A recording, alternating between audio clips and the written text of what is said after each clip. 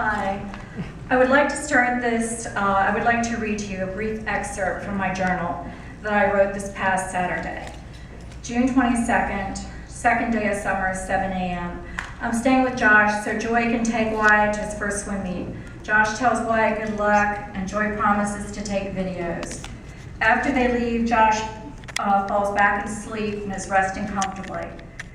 I am waiting in the living room, and all of a sudden both Josh's ventilator and pulse alarms go off.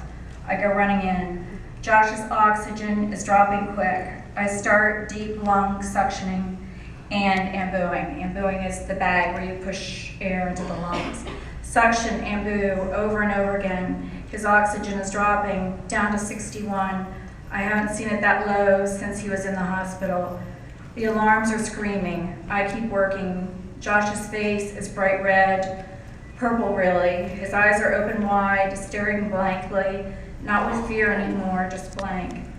No time for me to panic, even though all I can think is please, please, please, not on my watch.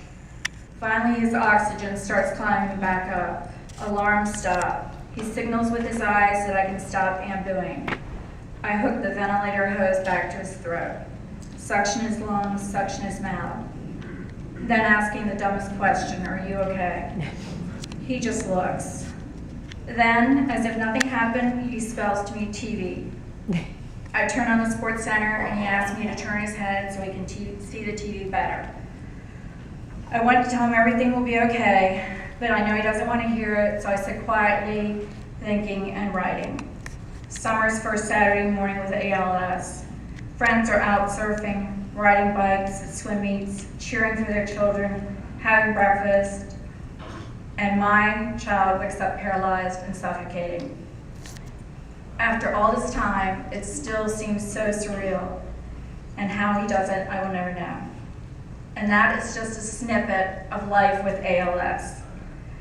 But through all of this, Josh, our family, still has hope. That hope lies in God and the hands of our medical researchers. But the reality is that the researchers' hopes for finding a cure and treatment lie in the hands of financial donors and supporters.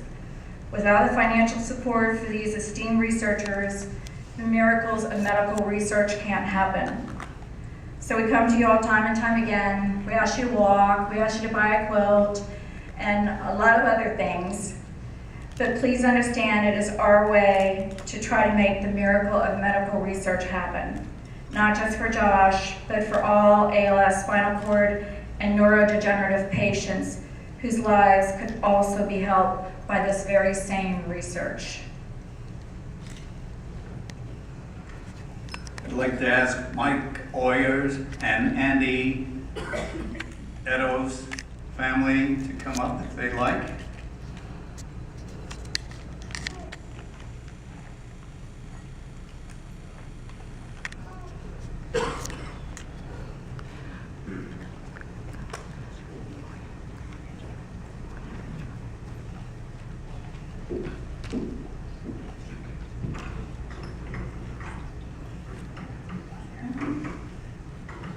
Andy Eddowes and Mike Oyer each served in the U.S. military here and abroad and fought valiantly for our country, only to return home to face the battle of their lives, ALS. After fighting so incredibly hard, they each tragically lost their lives to ALS. In memory and in honor of our local heroes and friends, Mike Oyer and Andy Eddowes, the Richard Stroud Sculpture and Fine Art Gallery, and Kathy Thompson's Hope and Dreams Quilt for a Cure would like to present this grant to Dr. Nick Bullis of Emory University in the amount of $50,000.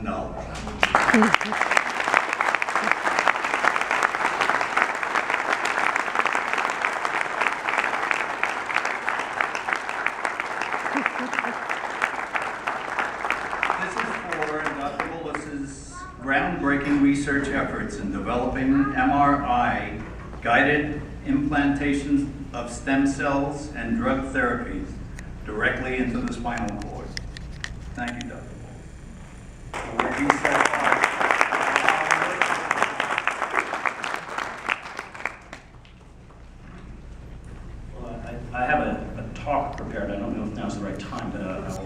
just say thank you at this point and perhaps give the talk on this research later, and I'll discuss some of that work that's been funded here.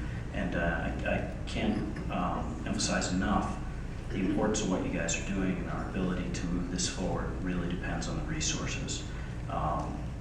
Just on a brief personal note, because I know JT's watching, I want to thank him for some of the lessons I've learned from him and some of the patients like him. I lost my own mom about 2 weeks ago. The last conversations I had with her were in the same fashion that JT communicates. I kind of learned how to do that from him, taught her how to do it. So that was a really important